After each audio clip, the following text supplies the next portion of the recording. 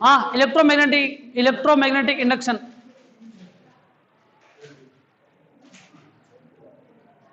Chapter number 9 है electromagnetic induction. ठीक है, देखो एक तो होता है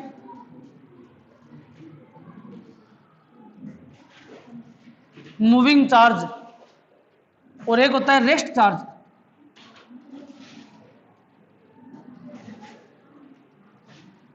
रेस्ट के ऊपर चार्ज और मूविंग चार्ज।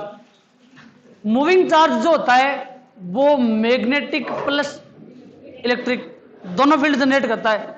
मतलब मूविंग चार्ज जो है वो मैग्नेटिक प्लस इलेक्ट्रिक दोनों फील्ड जनरेट करेगा, और रेस्ट वाला चार्ज खाली इलेक्ट्रिक फील्ड जनरेट करेगा, मैग्नेटिक फील्ड जनरेट नहीं करेगा। ठीक है, यहां तक कोई दिक्कत? ध्यान से समझ लें चैप्टर को, ये हार्ड चैप्टर नहीं है। ठीक है, इसमें खाली एक ही टॉपिक हार्ड है, बाकी बिल्कुल हार्ड नहीं है। ठीक है, अब देखो मेरे पास कोई क्लोज्ड लूप है, इसके अंदर कितनी इलेक्ट्रिक फील्ड लाइन, कितना इलेक्ट्रिक फील्ड पास हो रहा है। ठीक है, तो number of electric field line passing through a close surface is called electric flux. Electric flux क्यों? तो number of magnetic field line passing through from closed surface is called magnetic flux. ठीक है, इलेक्ट्रिक फ्लक्स क्या होता है? Phi is equal to E vector dot S vector. तो magnetic flux क्या हो जाएगा? Phi B is equal to B vector dot S vector. S की जगह यदि ए लिखेंगे तो B vector dot A vector, या बी ए कोस थीटा। ठीक है, तो number of electric field line की जगह number of magnetic field line passing through a close surface is called magnetic flux. ठीक है, इसकी जो यूनिट होती है वो होती है weber is equal to magnetic field की unit tesla into S area की यूनिट मीटर स्क्वायर, या टेस्ला की जगह आप क्या लिखोगे? B is equal to force upon magnetic pole strength F upon M, मतलब newton upon ampere into meter. तो इसकी दूसरी यूनिट क्या हो जाएगी? टेस्ला की जगह newton upon ampere into metre square. तो न्यूटन क्या हो जाएगी unit? Newton into metre upon ampere. ये होती है वेबर के बराबर, वेबर के equal, newton into metre upon ampere. ठीक है, वेबर लिख दो चाहे newton into metre upon ampere लिख दो, एक ही बात है। ठीक है, और जो सीजीएस यूनिट होती है, सीजीएस यूनिट वो होती है मैक्सवेल एम एक्स। ठीक है, सीजीएस यूनिट का सिस्टम आपके मतलब है नहीं इतना, लेकिन फिर भी याद रखो मैक्सवेल होती है इसकी सीजीएस यूनिट। तो number of magnetic field line passing through a close surface is called magnetic flux. क्यों? Phi equal to E S electric के लिए, मैग्नेटिक के लिए बी एस या B A cos theta. Unit इसकी ये होगी dimension m1 L1 T-2 into L1 upon A1। ठीक है, डायमेंशन इसकी निकाल सकते हो, यहां पर तक कोई दिक्कत? ठीक है, अब देखो मैग्नेटिक फ्लक्स की डेफिनेशन में कोई दिक्कत या है? कितनी मैग्नेटिक फील्ड लाइन किसी क्लोज्ड सरफेस से, क्लोज्ड पाथ से, क्लोज्ड लूप से, क्लोज्ड कॉइल से, ठीक है, क्लोज्ड रिंग से पास हुई, उनकी संख्या को, उनके नंबर को क्या बोलते हैं? Magnetic flux. कोई दिक्कत नहीं है यहां तक, डायमेंशन फॉर्मूला वगैरह वगैरह ठीक है। अब देखो किसी के घर में और भाई की शादी का आयोजन हुआ, बोले की शादी है, वो है 14 फरवरी को, वैलेंटाइन डे के दिन शादी है, 13 फरवरी को मेल है। ठीक है, बात को समझने की कोशिश करना, पूरी बात को, पूरा कॉन्सेप्ट क्लियर हो जाएगा। 2 पन्नों का टॉपिक है, वो पूरा का पूरा यहीं क्लियर हो जाएगा। 2 पन्नों का पूरा टॉपिक क्लियर हो जाएगा इस कहानी से। और अब भी ये टॉपिक, अगर आपका टॉपिक क्लियर नहीं होता, खत्म हो आप, ये मान लो। बात को ध्यान से समझने की कोशिश करना, ठीक है। 14 फरवरी को शादी का आयोजन हुआ, ठीक है, कि सौदिया से मस्कत जाएगी बारात, ठीक है। आपने क्या किया, आप टेंट वाले के घर गए और उसको शाही दे दी कि भाई साहब 13 तारीख को मेल है और टेंट लगाना है, ठीक है। तो उसने आपको पूछा कि लाइट की क्या व्यवस्था है, तो आप बोलोगे यार लाइट तो कभी भी जा सकती है, उसका भरोसा नहीं है, जनरेटर साथ लेके आना। क्यों? जनरेटर की जरूरत पड़ेगी, ठीक है। फिर आप क्या है कि साइंस के स्टूडेंट हो, तो आप अपनी औकात तो दिखाओगे, तो आप उसको बोलोगे कि प्रत्यावर्ती धारा जनरेटर लेके आना, इलेक्ट्रोमैग्नेटिक जो जनरेटर होता है वो लेके आना आपको। एसी जनरेटर होता है ना, एसी जनरेटर, वो लेके आना है। अल्टरनेटिंग करंट वाला जनरेटर लेके आना है, ठीक ना। एक होता है डीसी जनरेटर, एक होता है एसी जनरेटर, एक होती है डीसी मोटर, एक होती है एसी मोटर, ठीक है। तो एसी जनरेटर है वो लेके आना, अल्टरनेटिंग करंट वाला जनरेटर लेके आना। तो उसने पूछा अल्टरनेटिंग करंट का क्यों, तो आप बोलोगे हमारे घरों में जो सप्लाई होती है लाइट की, जो करंट फ्लो होता है वो अल्टरनेटिंग करंट होता है, ठीक है। अब उसने आपको पूछा कि भाई साहब एसी जनरेटर क्या होता है, उसकी जरूरत क्यों पड़ी, तो आप उसको क्या बताओगे कि एसी जनरेटर जो होता है उसके अंदर एक लूप होता है और एक मैग्नेटिक कॉइल होती है, ठीक है, यह एक क्लोज्ड लूप होता है। यह लूप 2 मैग्नेटिक पोल के बीच में प्लेस्ड होता है। मैग्नेटिक पोल का मतलब, अब एन से इलेक्ट्रिक फील्ड लाइन बाहर निकलेगी या नहीं निकलेगी, किस में जाएगी, एस में जाएगी, एस से इसके अंदर आएगी या नहीं आएगी। तो number of magnetic field line passing through the close surface is called magnetic flux. इसका मतलब जो एसी जनरेटर होता है उसके अंदर मैग्नेटिक फ्लक्स चेंज, मतलब मैग्नेटिक फ्लक्स है या नहीं है, आपको इस मैग्नेटिक फ्लक्स को चेंज करवाना है। टेंट वाले को आप ये बात समझा रहे हो कि आपको इस मैग्नेटिक फ्लक्स को चेंज करवाना है, ठीक है।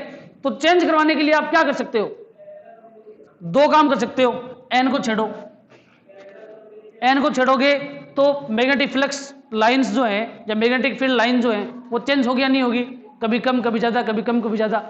फिर ये कॉइल इसको घुमाओगे तो एक बार तो फ्लक्स मैक्सिमम, एक बार फ्लक्स मिनिमम, ठीक है। तब वो बोलेगा हाँ अब ठीक है।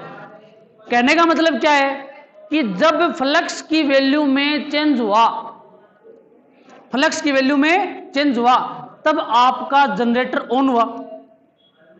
उसको वो पीछे ना क्या बोलते हैं उसको, जनरेटर का अत्था लगा के वो उसको घुमाएगा तो कई लाइट ऑन ऑफ ये प्रोसेस होता नहीं होता। जब लाइट चली जाती है तो जनरेटर ऑन होता है, जनरेटर ऑन होगा तो वो उसको घुमाएगा तो लाइट एक बार ऑन ऑफ और फिर जनरेटर स्टार्ट हो जाएगा, ठीक है। तब आपकी लाइट है वो एक साथ जलती रहेगी। फिर भी उसमें थोड़ा बहुत चस्बुत जरूर होगा। जनरेटर की जो लाइट आती है ना, उसमें आप नोटिस करना, ब्याह शादी में अपने घरों की जो लाइट होती है उसमें थोड़ा बहुत चस्बुत जरूर होगा। देखा कभी ऐसा या नहीं देखा? नॉर्मली सीधी सी बात है। अब जनरेटर का प्रोसेस क्या होता है, उसने क्या किया, वो आपको घर आके ये पूछेगा कि जनरेटर की लाइन कहाँ है। जरूर पूछेगा ये क्वेश्चन कि जनरेटर की लाइन कहाँ है, मतलब मीटर कहाँ है, ठीक है। आप बोलोगे मीटर वो रहा, वहां जाके वो तार को छीलेगा, ठीक है ना, प्लायर से प्लास लेके तार को छीलेगा, काटापीटी करेगा। तो काटापीटी करने की क्या जरूरत है, इस प्लग में 2 वायर डाल के ये स्विच ऑन कर दो। अपने घरों में जो प्लग होता है ना उसमें 2 वायर डाल के स्विच ऑन कर दो और जनरेटर को ऑन कर दो, वो सप्लाई इससे हो जाएगी पूरे वायर में, पूरे मतलब वायरिंग में। लेकिन ऐसा नहीं होता, वो आपको जरूर पूछेगा कि चेंज ओवर कहाँ है, या जनरेटर की लाइन कहाँ है, या आपके घर में जो इलेक्ट्रीशियन फिटिंग करता है, हाँ जो इलेक्ट्रीशियन फिटिंग करता है या जो इलेक्ट्रीशियन मीटर सेट करता है, मीटर सेट करेगा तो उसके साथ में वो एक चेंज ओवर लगाएगा या नहीं लगाएगा? देखा होगा नॉर्मली आपने घर में, चेंज ओवर लगाएगा साथ में। चेंज ओवर की 2 लाइन होती हैं, 2 वायर नीचे लटके मिलेंगे आपको, ठीक है, और 1 वायर ऊपर रहेगा। तो उसको आप पूछोगे कि ये 2 वायर नीचे क्यों लटके हैं, तो बोलेगा कि ये जनरेटर की लाइन है, तो जरूर बोलेगा कि ये लाइन जनरेटर की लाइन है। ठीक है, इसका मतलब क्या हुआ, इसका मतलब ये हुआ कि जनरेटर की लाइन को आप अपनी जो ये सप्लाई है अल्टरनेटिंग करंट वाली, जो बिजली बोर्ड की जो सप्लाई अपने घर में आती है, उसके साथ कनेक्ट नहीं कर सकते, उसके साथ कनेक्ट नहीं कर सकते। क्यों? क्योंकि जनरेटर से जो इलेक्ट्रिक मतलब क्या बोलते हैं ईएमएफ, ठीक है ना, या वोल्टेज बाहर निकलेगा वो होता है इंड्यूस्ड ईएमएफ, इंड्यूस्ड वोल्टेज, उसकी डायरेक्शन मतलब इंड्यूस्ड वोल्टेज, और जो करंट होगी वो होगा इंड्यूस्ड करंट। मतलब जनरेटर का जो करंट है उसकी डायरेक्शन और अपने घर में जो जो सप्लाई होती है वोल्टेज की या करंट की, उसकी डायरेक्शन एक दूसरे के अपोजिट होती है। इसलिए वो जनरेटर की लाइन अलग से मांगता है कि जनरेटर की लाइन हमें अलग से बताओ कौन सी है। क्यों? क्योंकि अपनी लाइट और वो लाइट आमने सामने चाहेंगी। करंट का क्या होगा, करंट फ्लो होगा, करंट फ्लो होगा तो सर्किट है वो शॉर्ट हो जाएगा, तो शॉर्ट सर्किट नहीं होना चाहिए। कहने का मतलब है आप जनरेटर के अंदर से जो लाइट आपको मिलेगी वो फ्लक्स में चेंज होने के कारण मिलेगी। जनरेटर के अंदर जो ये कॉइल है ये घूमती है, वैसे करके घुमाएगा ना उसको, तो ये कॉइल घूमती है किसके बीच में, मैग्नेटिक फील्ड लाइन के बीच में।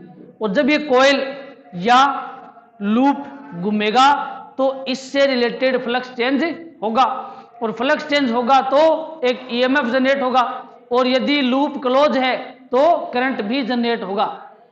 ये होता है जनरेटर का प्रोसेस, अल्टरनेटिंग जनरेटर का प्रोसेस। ठीक है, मतलब दो मैग्नेटिक पोल होते हैं, उनके बीच में एक रेक्टेंगुलर कॉइल या कॉइल लगी होती है जनरेटर के अंदर। इसको कंटिन्यू घुमाने के लिए उसमें तेल डालते हैं कि कंटिन्यू घूम जाए।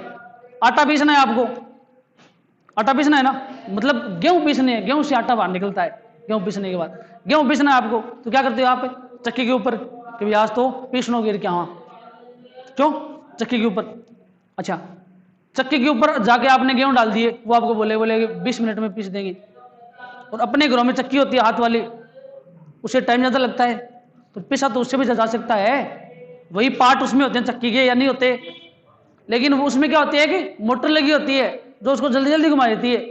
तो जनरेटर को यदि हम फास्टली घुमा सकते हैं, जनरेटर को यदि हम फास्टली घुमा सकते हैं बिना मोटर के, तो लाइट आ सकती है, लेकिन अपनी इतनी कैपेसिटी नहीं होती कि हम उसको इतना जल्दी जल्दी घुमा सकें। ठीक है ना, इसलिए उसमें डीजल डाल के, तेल डाल के, और आप क्या करते हो, उसको कंटिन्यू करते हो, कोयल को कंटिन्यू करते हो। कंटिन्यू करोगे तो आपकी जो लाइट है वो चस्बू वो एक साथ होती रहेगी। ठीक है, ये होता है जनरेटर का प्रोसेस, इसको बोलते हैं इलेक्ट्रोमैग्नेटिक इंडक्शन। ठीक है, कहने का मतलब कोई भी लूप है उससे रिलेटेड मैग्नेटिक फ्लक्स जब चेंज होता है तो दो चीजें जनरेट होती है। ठीक है, ईएमएफ और इलेक्ट्रिक करंट। जो ईएमएफ होता है उसका नाम होता है इंड्यूस्ड ईएमएफ, इसका इंड्यूस्ड ईएमएफ। ठीक है, और जो इलेक्ट्रिक करंट जनरेट होगा उसका नाम क्या होगा, इंड्यूस्ड करंट। दोनों की डायरेक्शन जो रियल करंट होता है अपने घर में उसके ऑपोजिट होती है। यही कारण है कि जनरेटर वाला हमेशा अलग से जनरेटर की लाइन मांगता है। ठीक है, अब देखो ध्यान से, मेरे पास ये क्लोज्ड लूप है, यहां मैंने एक मैग्नेट रख दी, मैग्नेट से मैग्नेटिक फील्ड लाइन बाहर निकलेगी, कहां से कहां, एन से एस। ये कहां आएगी, एस में आएगी। इस लूप से रिलेटेड फ्लक्स चेंज हुआ या नहीं हुआ, नहीं हुआ। चेंज कब होगा, जब मैं मैग्नेट को ऊपर ले जाऊंगा, नीचे ले जाऊंगा, दूर ले जाऊंगा, पास लाऊंगा, या इस लूप को पकड़ के ऊपर ले गया, नीचे ले आया, दूर ले गया, पास ले गया। मतलब मैग्नेटिक फील्ड लाइन के साथ मेरे को छेड़खानी करनी है। जितनी ज्यादा छेड़खानी में मैग्नेटिक फील्ड लाइन के साथ करूंगा उतना ज्यादा ही फ्लक्स चेंज होगा। फ्लक्स मतलब magnetic field line, number of magnetic field line है उसको आपको चेंज करना है, बार बार चेंज करना है। ठीक है, यहां तक कोई दिक्कत। अच्छा, दूसरी चीज, ये एन है, इसको मैं इसके पास लाऊंगा और पास ले, एन को यहां ले आया। ठीक है, तो पूरी की पूरी मैग्नेटिक फील्ड लाइन इससे बाहर निकल रही है, इसका मतलब फ्लक्स क्या हो गया, ज्यादा। और एन को मैं दूर ले आया, तो एक आधी मैग्नेटिक फील्ड लाइन इसके अंदर से बाहर निकलेगी, तो फ्लक्स क्या हो जाएगा, कम। ठीक है, फ्लक्स में चेंज करना मतलब ईएमएफ जनरेट होना और करंट जनरेट होना। ठीक है, इस प्रोसेस को ईएमआई बोलते हैं, इलेक्ट्रोमैग्नेटिक इंडक्शन बोलते हैं। ठीक है, फ्लक्स में चेंज होगा तो एक ईएमएफ जनरेट होगा और एक करंट जनरेट होगा, जिसका नाम क्या होता है, इंड्यूस्ड ईएमएफ, और करंट का इंड्यूस्ड करंट। ठीक है, इनकी डायरेक्शन जो रियल करंट या रियल वोल्टेज होता है उसके अपोजिट होती है। ठीक है, अच्छा, ये बात बताई थी माइकल फैराडे ने, उसका दोस्त था हेनरी और फैराडे ने, दोनों ने ये बात आपको बताई थी कि जब किसी लूप या कॉइल, ठीक है, या क्लोज्ड पाथ से रिलेटेड मैग्नेटिक फ्लक्स चेंज होगा तो उसमें एक ईएमएफ जनरेट होगा, जिसका नाम क्या होगा, इंड्यूस्ड ईएमएफ। और यदि लूप बंद है, क्लोज है, तो एक करंट भी जनरेट होगा, जिसका नाम क्या होता है, induced current. This is called electromagnetic induction. ये होता है आपका इलेक्ट्रोमैग्नेटिक इंडक्शन। ठीक है, अब इसके 3 प्रोसेस होते हैं। ठीक है, देखो ये एक सर्कुलर कॉइल है, अब ये स्पेयर नहीं रहा, अब ये रिंग भी नहीं रहा, अब ये क्या बन गई, सर्कुलर कॉइल या सर्कुलर लूप। इसमें करंट चल रहा है इस साइड में, कैपिटल आई करंट। कौन सी डायरेक्शन है, clockwise anti clockwise, anti clockwise. तो ये एन पोल बन गया,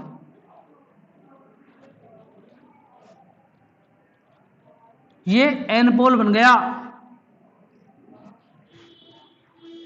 ठीक है, अच्छा, कौन सी डायरेक्शन है, आपको लग रही क्लॉकवाइज, मेरी तरफ से कौन सी है। तो जब किसी सर्कुलर लूप में करंट फ्लो होता है, ठीक है, तो जिस एंड से देखने पर, जिस एंड से देखने पर, जिस ओर से देखने पर आपको करंट, ठीक है, क्लॉकवाइज दिखाई दे, आपको करंट क्लॉकवाइज फ्लो होता हुआ दिखाई दे, वो लूप क्या बन जाएगा, मतलब वो साइड क्या बन जाएगी, एस पोल।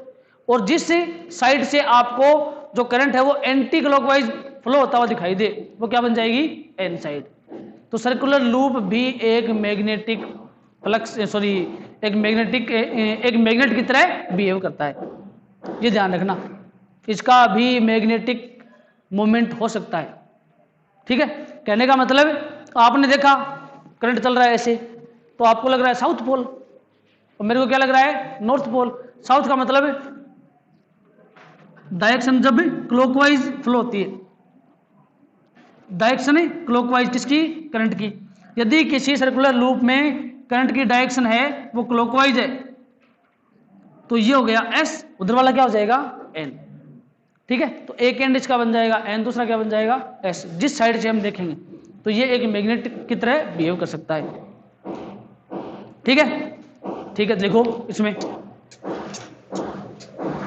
चैप्टर आपका इलेक्ट्रोमैग्नेटिक इंडक्शन है, इसमें डायरेक्ट लिखो, कोई थ्योरी मतलब कोई हेडिंग आपको नहीं लगानी है, लिखो इसमें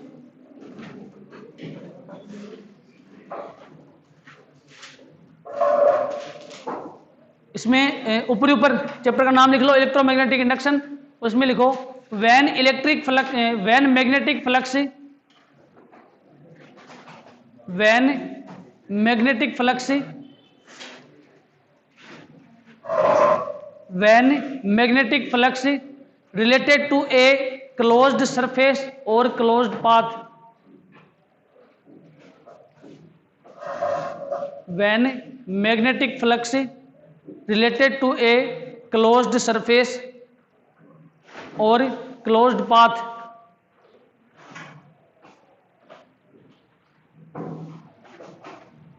closed, when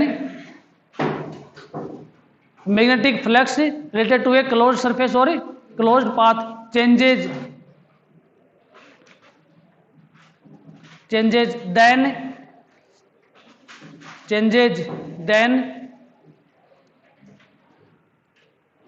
a EMF, then an EMF and, ऐसा मत लिखो, n changes then an EMF small e small m small f electromotive force, then an EMF produced in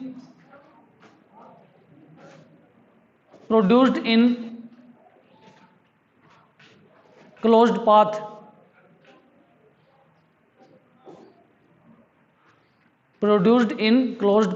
called induced EMF, INDUCED, called induced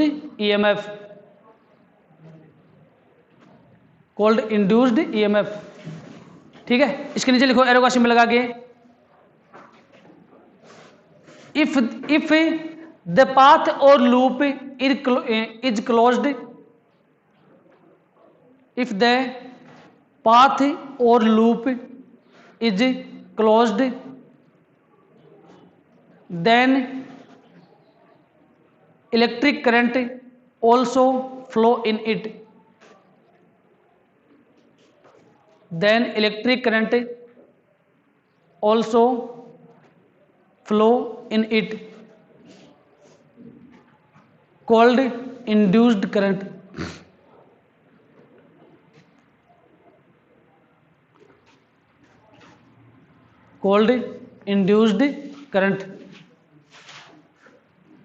ठीक है। This is called electromagnetic induction,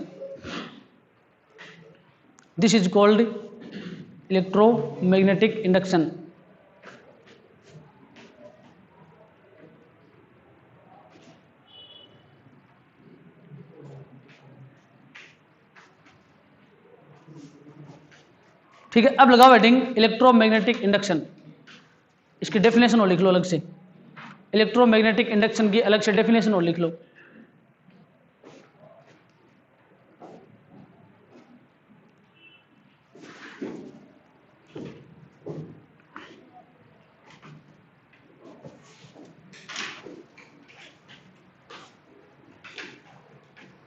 लिखो, when electric flux related to a closed loop,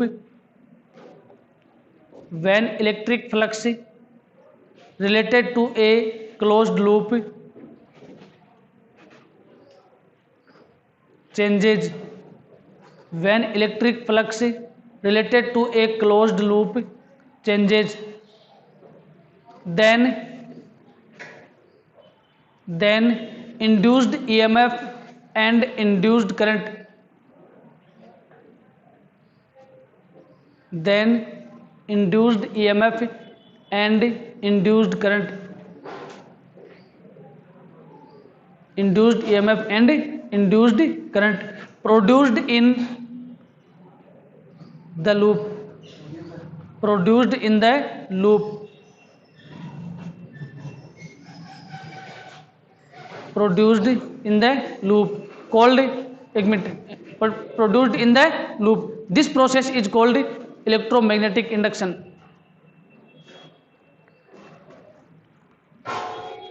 this process is called electromagnetic induction,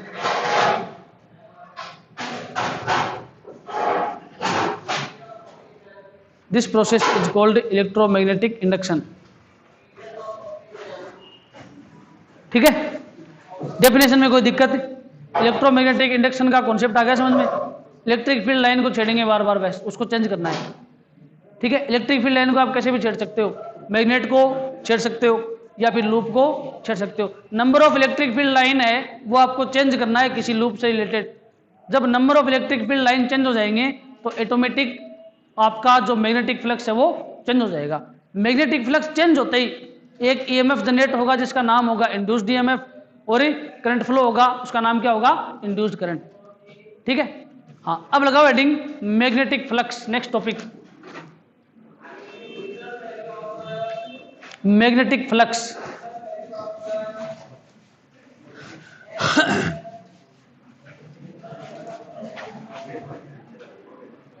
magnetic flux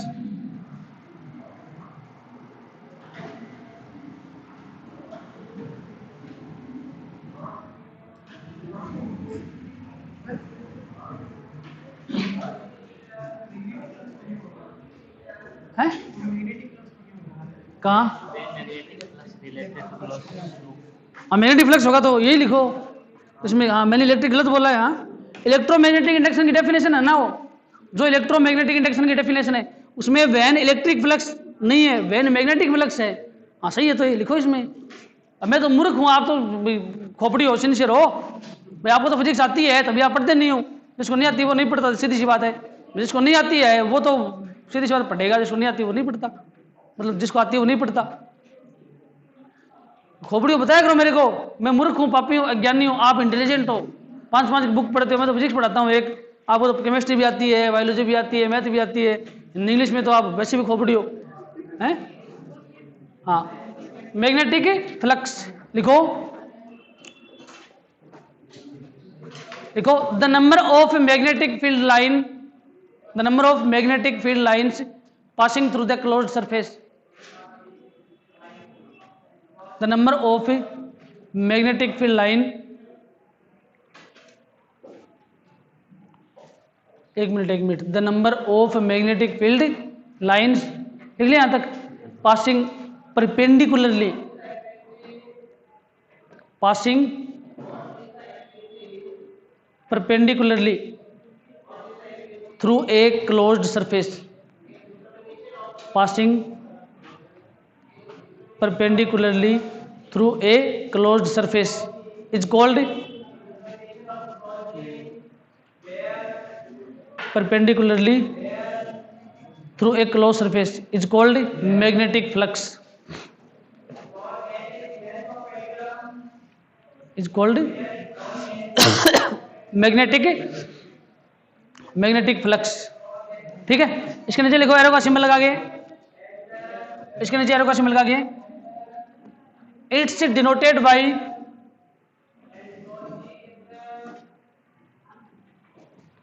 it's denoted by phi और phi B, it's denoted by phi और phi B. इसके नीचे लिखो arrow का symbol लगा के, it's a scalar quantity not vector, it's a scalar quantity not vector,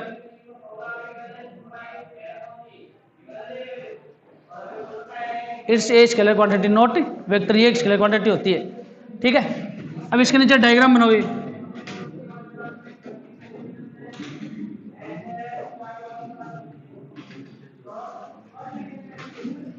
अच्छा एक ही डायग्राम बना लो बहुत है वैसे,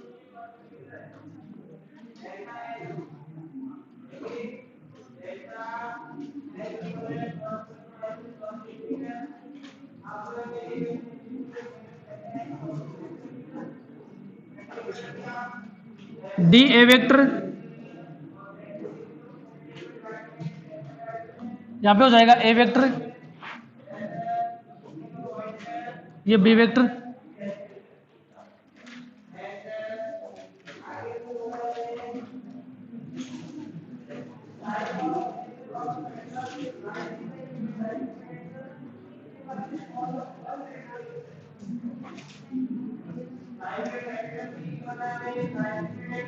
एंगल हो गया थीटा, क्यों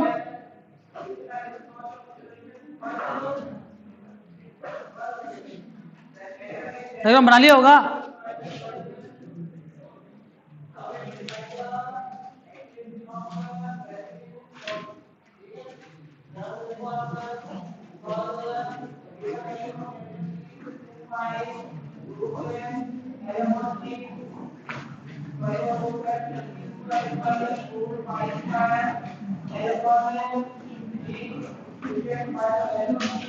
क्यों, हाँ तो डायग्राम के नीचे लिखो, if,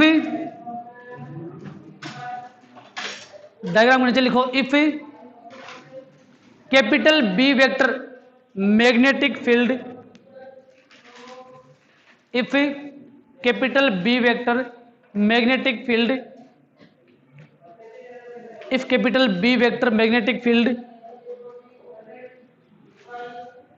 passing through the surface area, passing through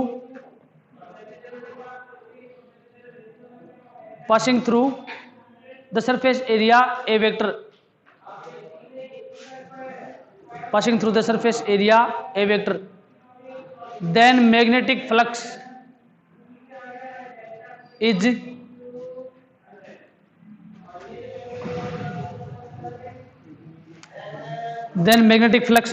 क्या हो जाएगा,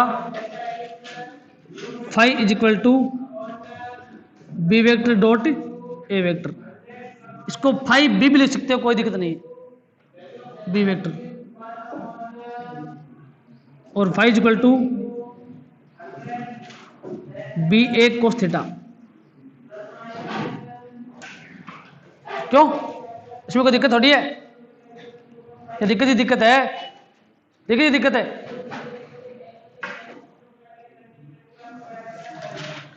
where theta is equal to, theta is angle between, theta क्या, angle between B and A, B vector and A vector.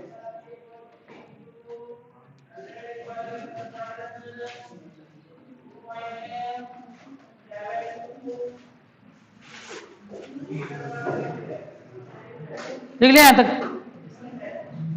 अभी ये नहीं पता कि लिखा है नहीं लिखा, लिख लिया, शाबाश, वेरी गुड, इंटेलिजेंट बॉय है, लिख लिया, चलो अच्छी बात है।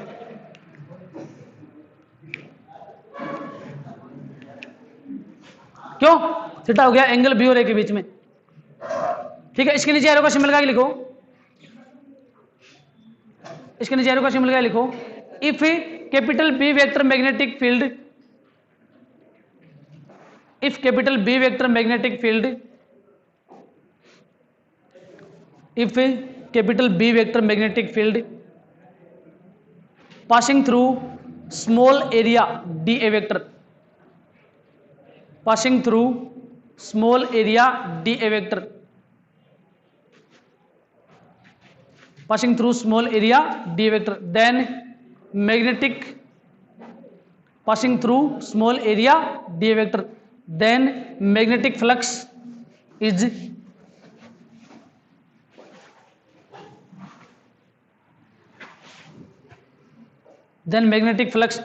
क्या हो जाएगा, phi is equal to B vector dot d A vector, या B d A cos theta,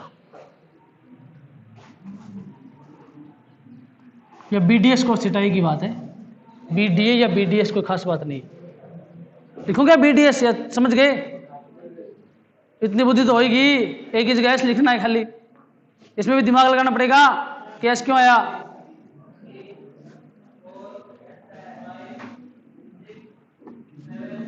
ठीक है, इसके नीचे एरो का सिंबल क्या लिखो, magnetic flux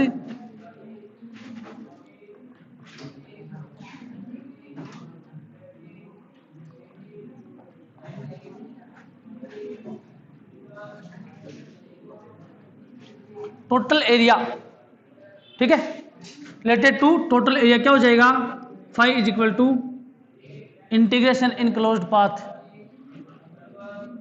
B vector dot d vector, या B d A cos theta. ठीक है, चलो यूनिट, फाई की यूनिट क्या हो जाएगी, यूनिट ऑफ फाई, इसमें फर्स्ट लिखो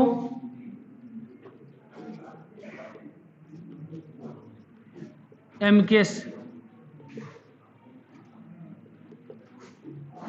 वेबर,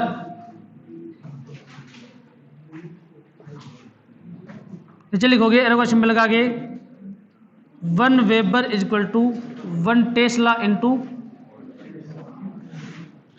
1 मीटर स्क्वायर, या वेबर, वेबर की स्पेलिंग ये होती है क्या, वेबर WEBR, देख लेना, weber is equal to tesla into metre square. क्यों, इसकी सीजीएस यूनिट देखो, इसकी CGS unit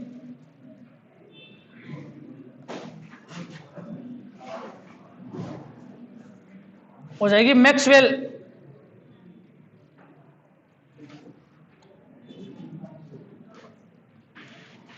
Gauss into centimetre square.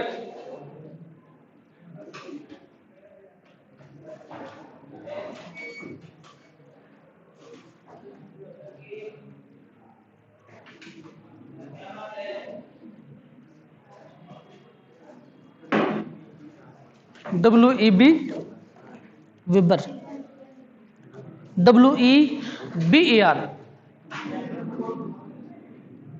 Weber, ठीक है। वेबर या tesla into metre square, maxwell into जो सीरीज यूनिट होती है maxwell gauss into centimetre square. 1 weber is equal to 10 to the power 8 maxwell. नीचे लिख लेना है।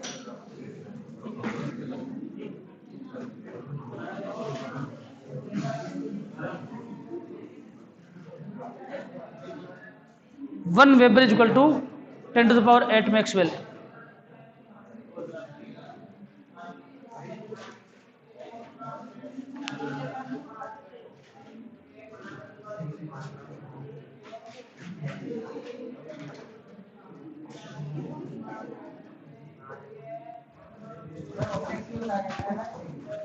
mx capital M small x mx।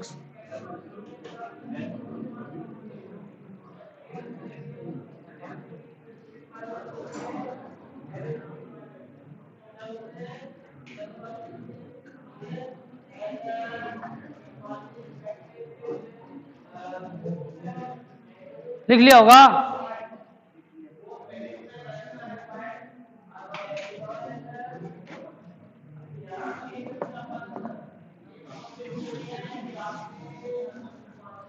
तीन नंबर है ना, 1 weber equal to 10 to the power 8 Maxwell.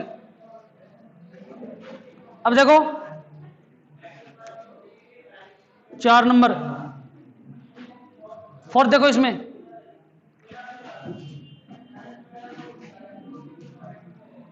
B.A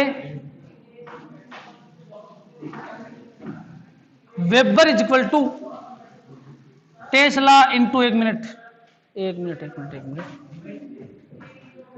5 is equal to F upon small m into area.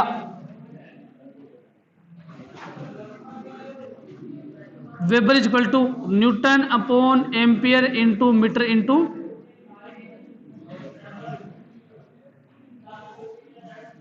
Metre square, ठीक है। यहां पे स्मॉल m क्या है?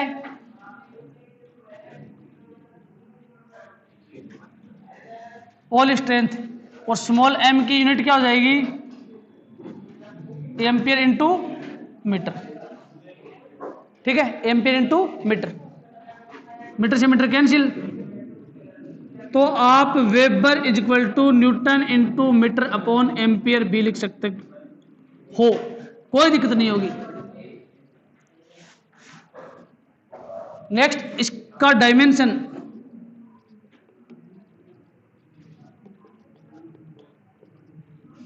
डायमेंशन क्या होगा?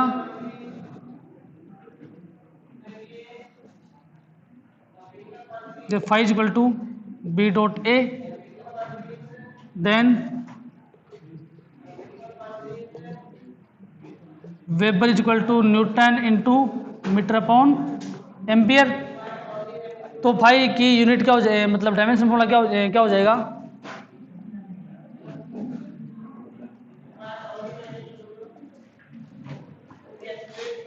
ये मालिक का पेन है यार, माने मालिक का भी जल्दी यार ले लियो जल्दी हाँ। तो फिर इतने चक्कर काटो, सागर एक तो पेपर है ना एक्स्ट्रा, ये तो पेपर में सागर जोड़ दियो।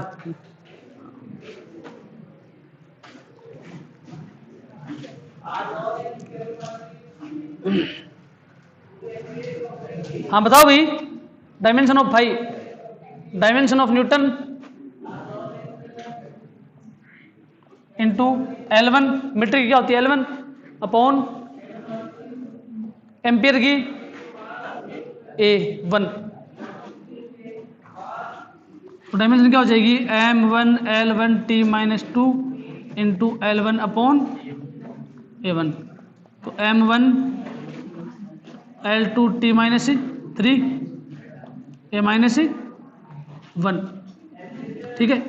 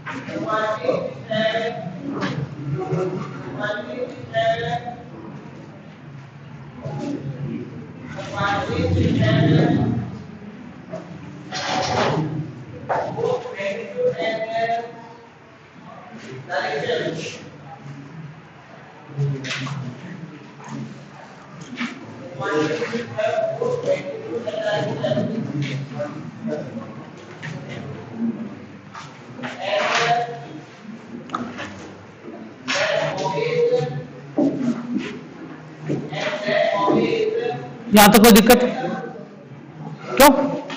हाँ, अब लिखो special case, special case, SP case.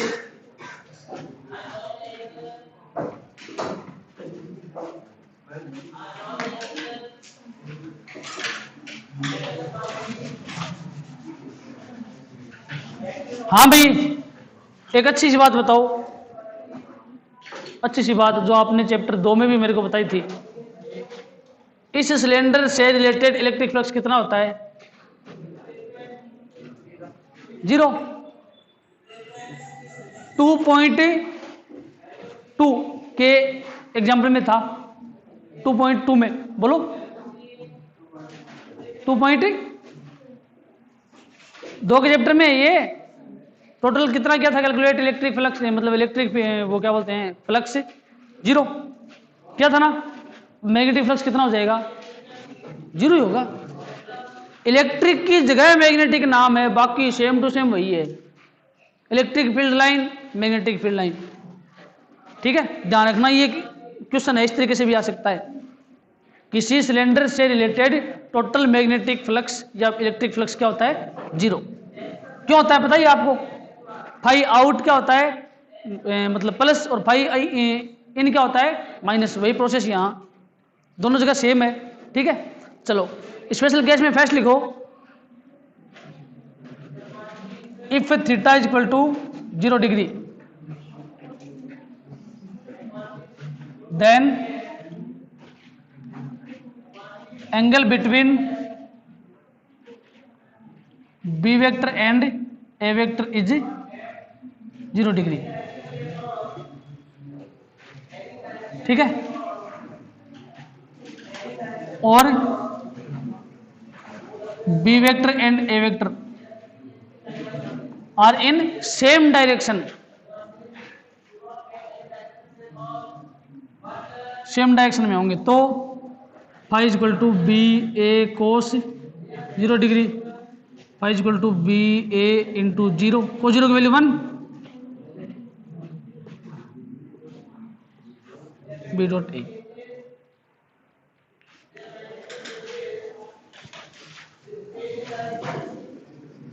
Second क्या हो जाएगा? If theta is equal to 180 degree और B vector and A vector are in different direction, क्यों? एक इधर एक इधर। डायग्राम बनाओगे इसका, इसका डायग्राम है तो क्या हो जाएगा? फाई इक्वल टू, धन्यवाद धन्यवाद,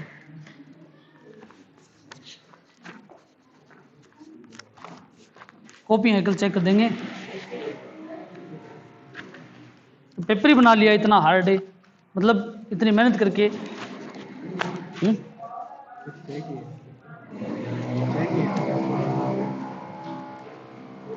ये तो चीरा मारना है इनके, तो 5-10 कॉपियां हैं और कितनी है, बाकी तो चीरा मारना है। 5-10 कॉपी तो है, बाकी तो ऐसे तो करना है, क्रॉस ही तो करना है खाली बड़े। अब ये है देखो, मोहम्मद आदिम ये क्रॉस ही है, क्या काम किए। एक ये आसिफ बिस्ती, क्या है बताओ ये देख लो। नेक्स्ट साजिद खान, क्रॉस है, कौन माथा बचे करेगा। रिपोर्ट लेने में तभी तो टाइम खराब नहीं होता, 2-4 को मैं चेक करनी पड़ती है, बाकी तो सब क्रॉस मारने से मतलब है, पड़ता तो कोई है नहीं फायदा। ठीक है, मैनेजमेंट को भी चेक कर देंगे, बाकी चेक हो गई बस, सीधी सी बात। यही होता है, लास्ट में रिपोर्ट लेंगे ना 5-10 बच्चे, बस उनकी कॉपी चेक करेंगे, बाकी को चेक करने से फायदा, नंबर तो आते नहीं है। और चेक करेंगे तो भी ये करना है क्रॉस, क्यों, अब कॉपी खाली है तो उसमें नंबर कहाँ दूं। बताओ आप कि सर फिजिक्स वाले सर क्या करते हैं, कॉपी देखते ही चीरा लगाते हैं, तो भाई साहब सही तो लिखे, कुछ लिखो तो सही है।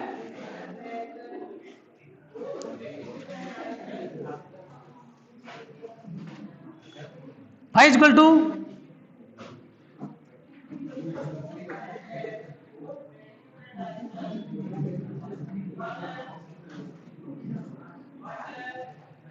औलाद देखिए बनी, इसी को देखिए, हाँ देख लो। ठीक है चलो इंटेलिजेंट बॉयज, देखो इसको आगे। थर्ड में क्या हो जाएगा, परपेंडिकुलर 90 डिग्री,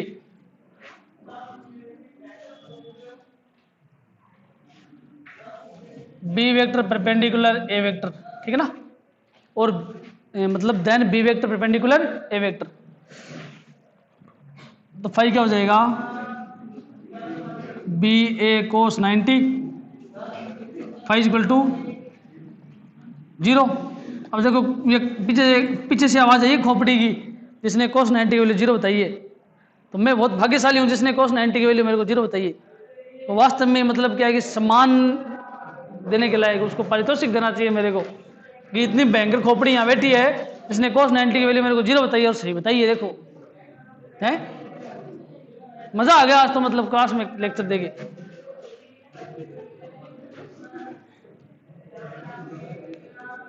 ऐसे बच्चे होने चाहिए जिनको कोस 90 की, कोस 0 की, कोस 180 की वैल्यूज पता हो, उनको इलेक्ट्रिक फ्लक्स के बारे में चाहे समझ में ना आए, लेकिन ये जरूर पता है कि हाँ कोस 90 की वैल्यू 1 होती है। ठीक है ना, तो इस उपलक्ष्य में कल क्लास में केक काटा जाएगा कि इंग्लिश मीडियम के एक बच्चे ने कोस 90 की वैल्यू एडवांस में बताई।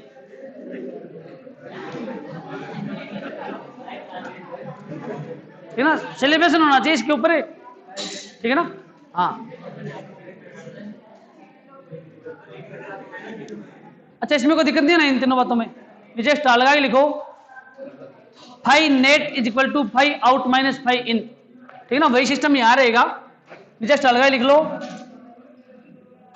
5 net is equal to 5 out minus 5 in.